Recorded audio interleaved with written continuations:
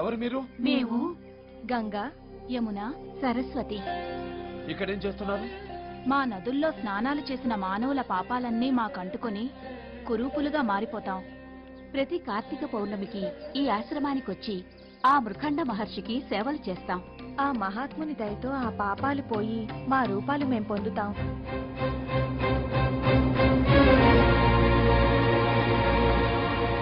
దాని తరదన్నే అందగత్తెలను తీసుకొస్తాను, దాని గర్వం అణిచేస్తాను. ఒకసారి నాతోనండి, దయచేసి నా మాటేనండి. ఆగండి, ఒక్కసారి నీ చెప్పేదేనండి.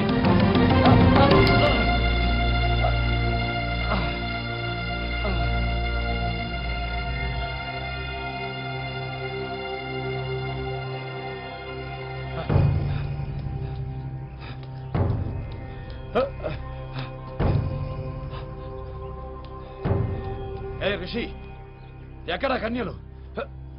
ఎక్కడ దాచావు? ఏమిటి అలా చూస్తున్నావు? మర్యాదగా అప్పగిస్తావా లేకపోతే మా పాత తాండవంతో? నాయన, కాళ్లను పుణ్యక్షేత్రాలకు తీర్థయాత్రలకు వెళ్ళటానికి ఉపయోగించాలి. మాతాపితల సేవా తపస్సు చేసుకునే మాలాంటి వాళ్ళను తన్నటానికి కాదు. ఈ అజ్ఞానానికి ఫలితం వద్దన్నా వస్తుంది.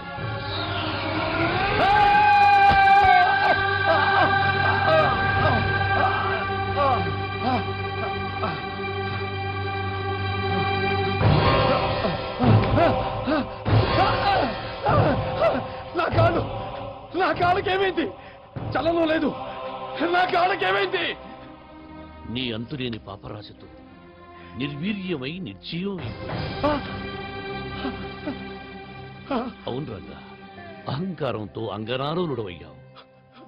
మహాభక్తురాలైన భార్యను చేతులారా చేజర్చుకున్నావు. ప్రత్యక్ష దైవాలైన తల్లిదండ్రులను తన్ని తరిమేశావు. సకల జనుల పాపాలను హరించి నదీమతల్లులను సైతం వక్రదృష్టితో వీక్షించావు. అందుకే నీకు ఈ దుస్థితి సంభవించింది. నన్ను మన్నించండి స్వామి, దీనికి పరిహారమే లేదా?